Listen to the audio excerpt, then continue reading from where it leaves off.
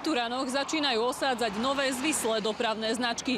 Na tejto križovatke sa totiž spája diaľnica s cestou 1.18 a práve táto cesta prvej triedy je hlavnou cestou. A autá z diaľnice im museli dávať prednosť a to bude ponovom presne naopak. Hlavná cesta povedie po D1 od Žiliny smerom na Ružomberok. Má to pomôcť doprave, ktorá cez vyťažené dní kolabovala. Kedysi túto časť diaľnice využívalo menej šoférov, ale všetko zmenilo otvorenie tunela Višňové, pretože odvtedy sa na tento diaľničný úsek napája už viac šoférov. Plynulo môžu ísť od Bratislavy až po Turany, kde diaľnica končí a v tomto bode sa tvorili kolóny.